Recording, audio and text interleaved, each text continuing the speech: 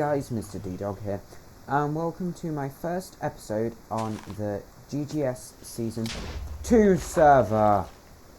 I have been stupidly unlucky, as shown by that creeper there, and although all that stuff is technically mine, I have unclaimed it, so anyone can have it, and I'm leaving it, and I'm starting over with just this to my name. I just think it's right, honestly. I've just died after died after died, as you can tell by the 8 in the tab, and that's only since we reset them. That's not even all of them. So I'm getting in this boat, and I am leaving this area with very little to my name to try and find a decent base location. Now, I haven't actually explained. GGS is a Minecraft SMP, which stands for Survival Multiplayer, which is a type of Minecraft server. I play here along with many other people, and we just play Minecraft together. We have a few data packs, and I did say Season 2, and although there have been very few GGS videos on my channel, there have been some, and they have just been hit and miss, basically. They were one-offs, whereas this is going to be a proper series that I'm going to upload fairly regularly, and basically track all my progress on the new GGS server. Now, this takes place in snapshot 20W20B. Now, we did do a big meetup and everything for the start of the server. However, when I left all that stuff, I also deleted all previous clips, because honestly it's just been horrible, and the video I'd made from it was not worth watching. I wouldn't watch it, and so I don't want to put it out there for you guys to watch. So I'm just sailing off in this direction, which is going to be northwest. As you can see, I'm quite far from spawn already, but we're going to continue off with little to our name to try and find a suitable base location. And I was about to say I'll bring you back if I find something, but down here I think this is underwater ruins, which can have chests in. Yeah. Great. Enchanted with Curse of Vanishing. Right. That was one building. Hey, Mr. Drowned. No, oxygen. I also had all my achievements wiped. The only one I have is Sweet Dreams, and that's because I slept just before starting this. But otherwise, all my achievements have been wiped and everything for me to earn again if I want to. And there, first piece of armor. No, I can't die.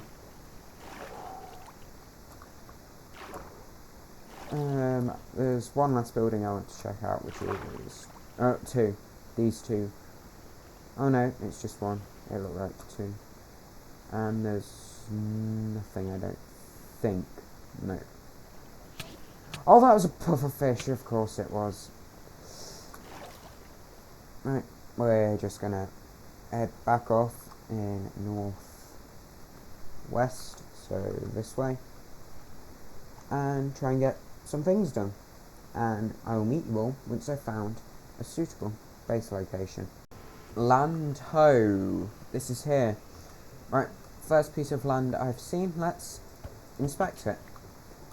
So, nice dark oak forest, or roof forest, or whatever it's called, with some mushroom. I'm just going to gather these up because they could be useful, as well as some dark oak maybe. Now, I haven't seen any of this area, so I don't know whether it's where I'm going to settle. Probably not, because it is just the first place I have found. But it may be a possibility, and who knows, it could be really nice. I do want to at least grab a dark oak sapling, because it's one of the rarer woods in the game, along with like acacia and jungle. So I would quite like to have it in my collection in case I ever decide to build with it. I don't know if I have told you, but my plan this season is to go futuristic. So wood won't be a main contender in the build palette, but it's still nice to have it in case I need it. And wood in general will be useful because I have a massive storage system planned out with Mizuma's design, and chests and hoppers are plenty, along with all the redstone contraptions I like to do, because I am definitely a redstoner, not a builder. Although I am a decent builder, most of my things are either modified versions of someone else's build, which I do quite like doing because they are my build still. It's just inspired by so and so.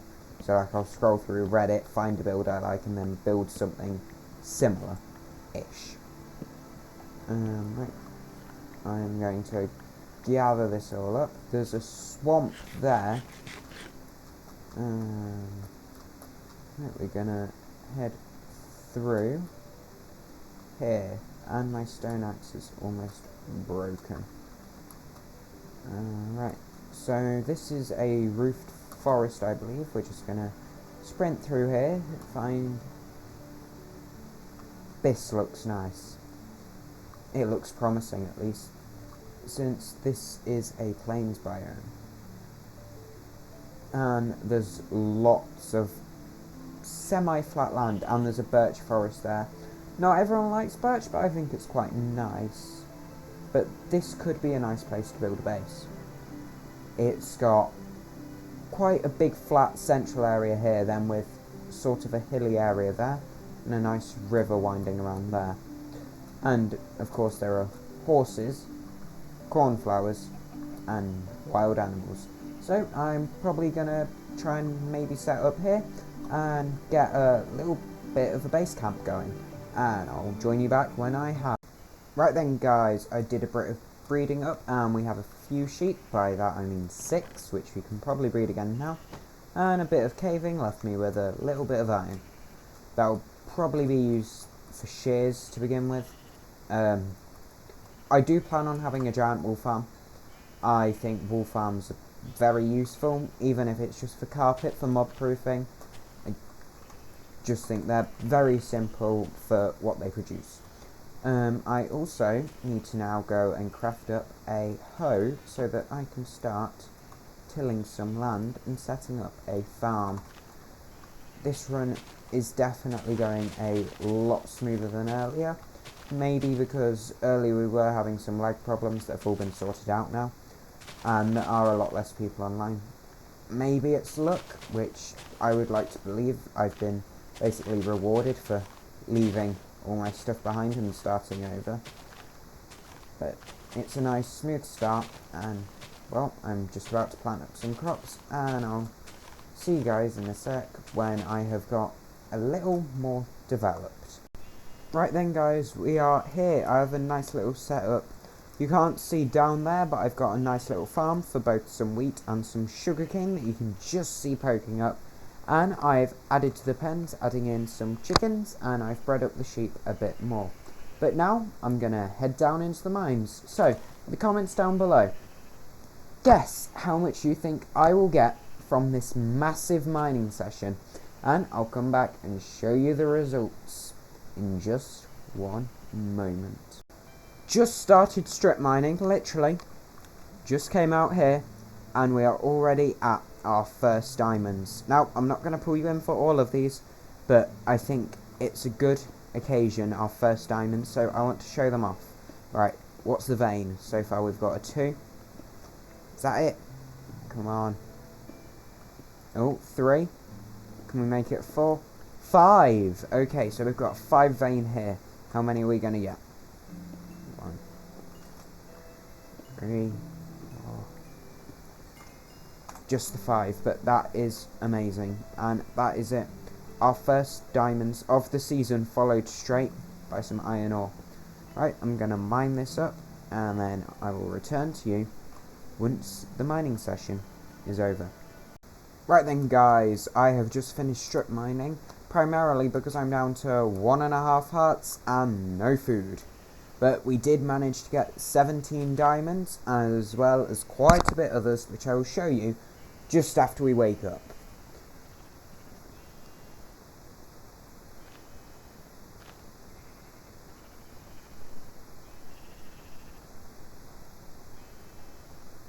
And there we go.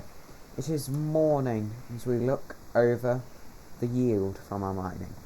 So, how many stacks? We have 1, 2, 3, 4, pretty much 5 stacks of coal. We have just over 3 stacks of redstone. We have 1.5 stacks of iron, 1 and a bit stacks of lapis. But this redstone is what I really like.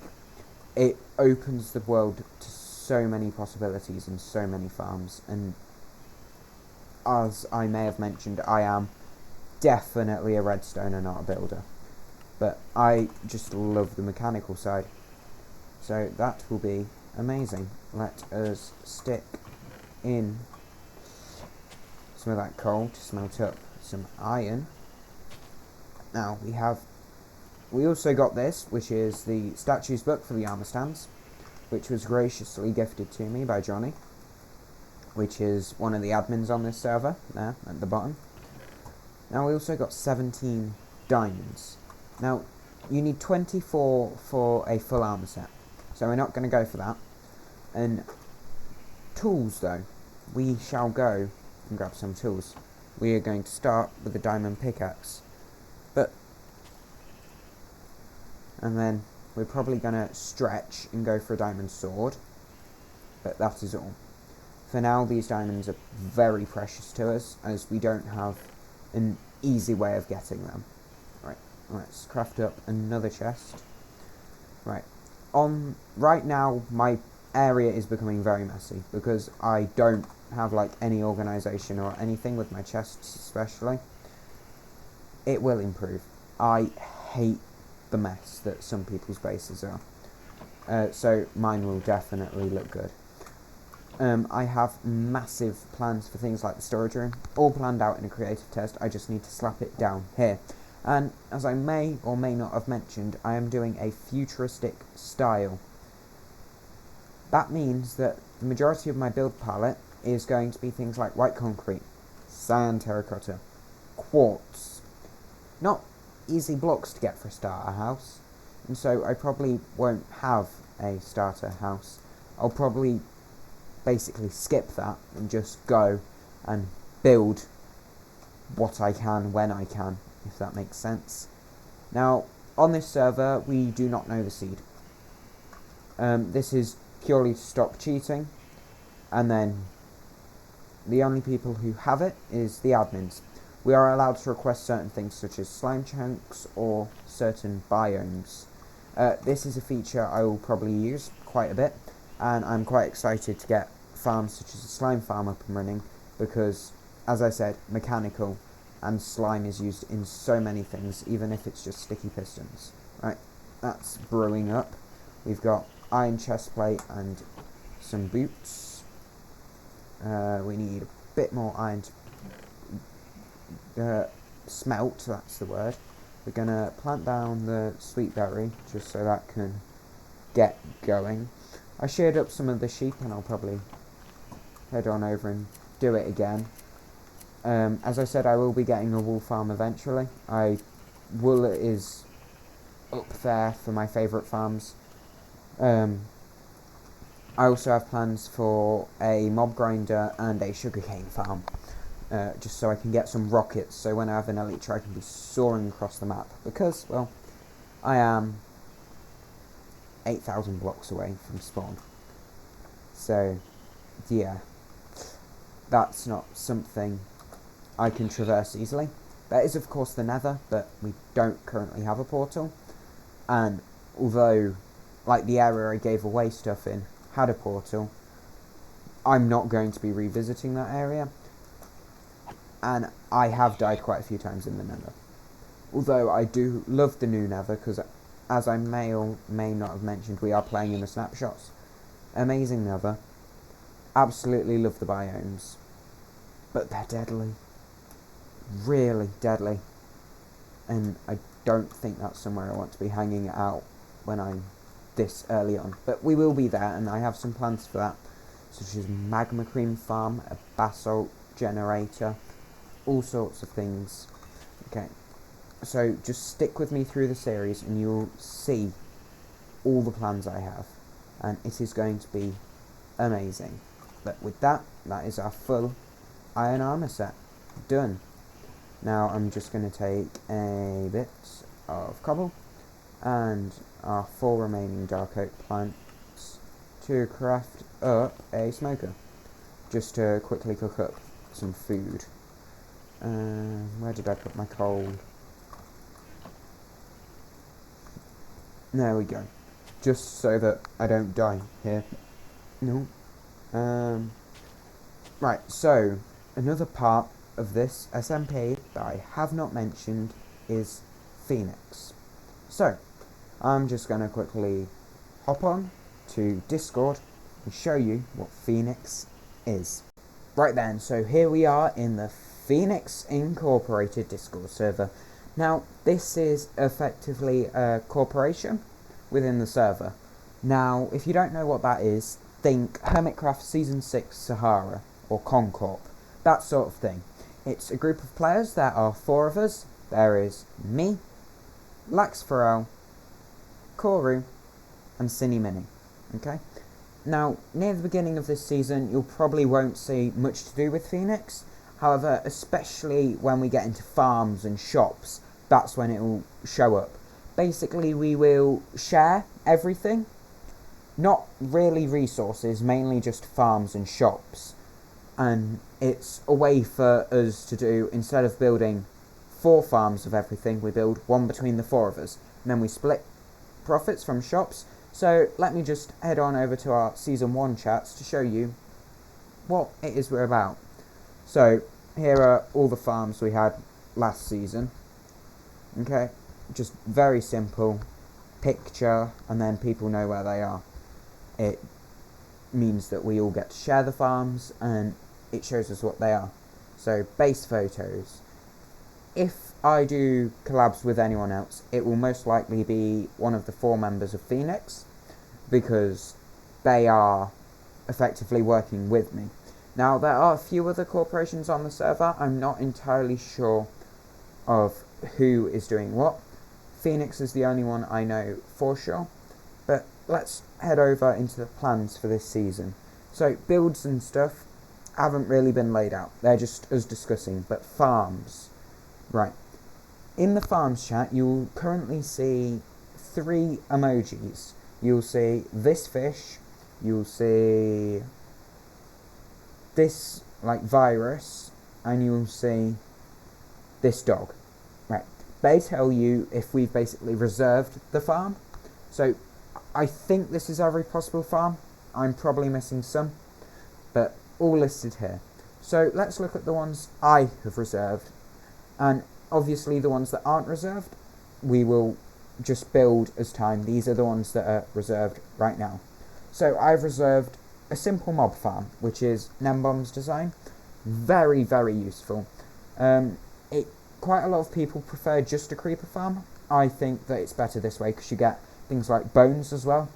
Bones for bone meal is amazing. You can use that in so many other farms, as well as just using bones for white dye. And because, especially last season, one of our few shops was a dye shop, that's something we would like to tackle again this season. So I've got the simple mob farm reserved, and that should be coming quite quickly, as it is an easy farm to build. Right, moving on.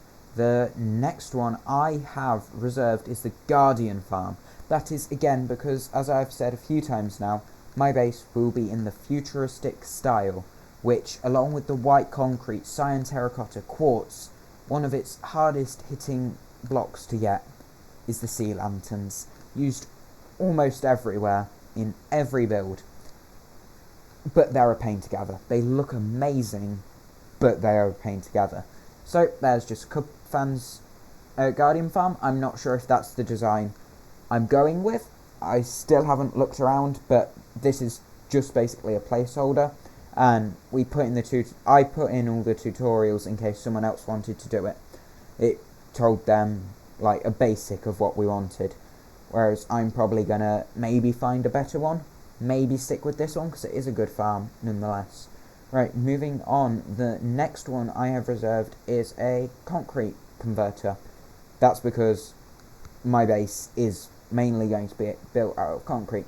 And this will probably be done quite quickly, as it's a very simplistic design using a few pistons, a few redstone, and that's about it. The hardest to get bit will probably be the slime, so maybe we need a slime farm before that, or we could get lucky and get some off of another player on the SMP. Next, I've reserved the sugarcane farm, and I do have plans for this build. So far in my creative test, I've planned out 2 builds completely, being my sugarcane farm and my storage room. The storage room will be that of Mazuma Games, that I have edited a bit, and I've put a build for both the sugarcane and the storage room, and they look absolutely amazing. I can't wait to have them built on the server for you and everyone else to see. But moving on, the next one I've reserved is, as I've said about 500 times this episode, the wool farm.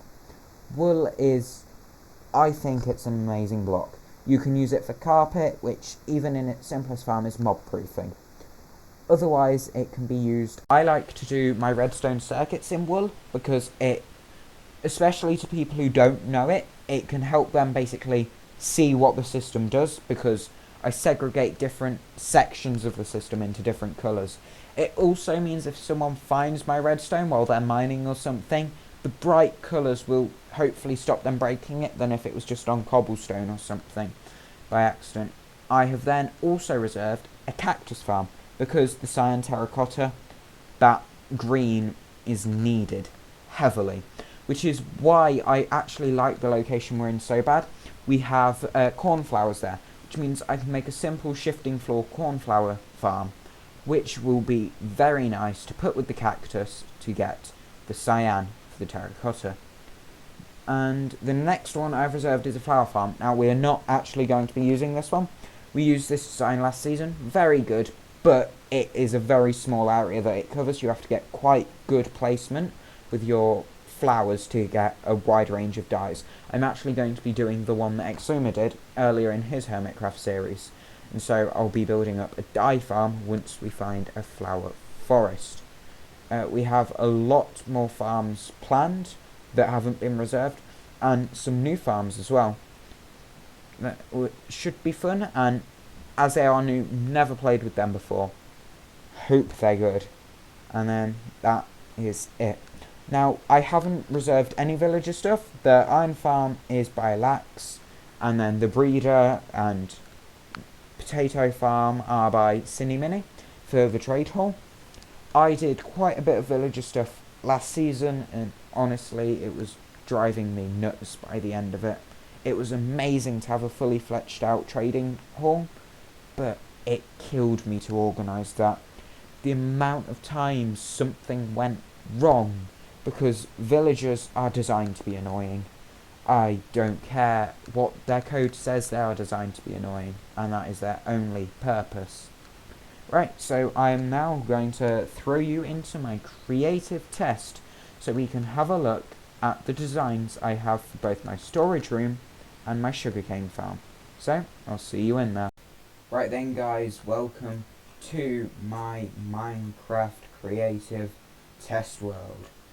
Now, this is the design I have for my storage room. It is my design. I built this completely on my own. However, it is taken inspiration from the hashtag MumboTNtree and a specific post in particular, which will be credited when this is built in the creative test world. In the SMP, this is a creative test. There's just a quick once over of the building. Not going to go into too much detail about that, but in here is where the magic happens. Now, this is Mazuma Games' storage system, if you didn't know. I've extended it to be a 13 by 13, and I pretty much copied the way he did his interior because I think it's really nice. Now, mine is a bit different though. I have added these, which are storage silos, which are for cobblestone, dirt, sand and gravel. Blocks that I should hopefully get a lot of. They work very simply. The way they work is very simple. If the hopper behind this chest gets even one item in it, the lamp turns on. It basically lets me know how much of that one material I have. And then this is all Mazuma's system. but if we head back, I've had to make a few modifications. Nothing around here, but rather on the other side, because I made a building not taking into account this entranceway and how it would work, because in Mazuma's, the entranceway is meant to go up to about here, whereas in mine it clearly can't because my entrance is in the way. So I had to do a bit of fiddling. In his, it just goes a line up to here and then across back there. On mine, the first time it goes through, it goes down there like normal. Then it comes back up here on its second way round, because when a minecart goes over a track like this, it will go that way, but when it comes back, it will follow the track round, and then links round to the rest of his storage system with a simple drop there. Now, that doesn't affect any of his redstone at all, it just means it costs me a few more resources.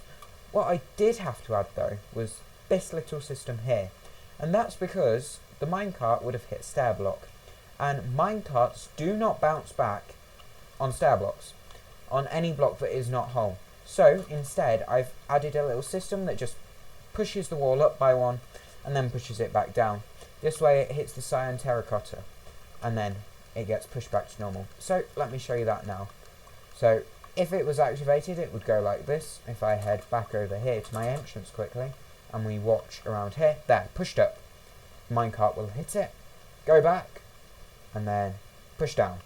So from here you can only tell if you time it at the right moment.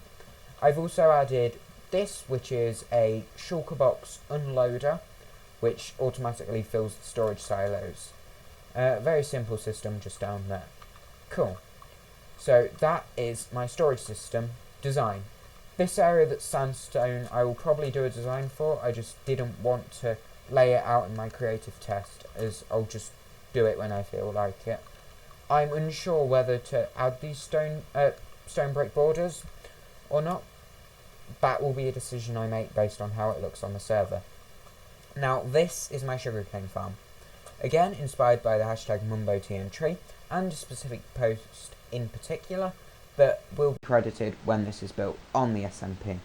I'm not entirely sold on this design. I think there are ways it could have looked better. However, I think it looks cool. Honestly, it's not a build I could imagine going anywhere but right next to that one.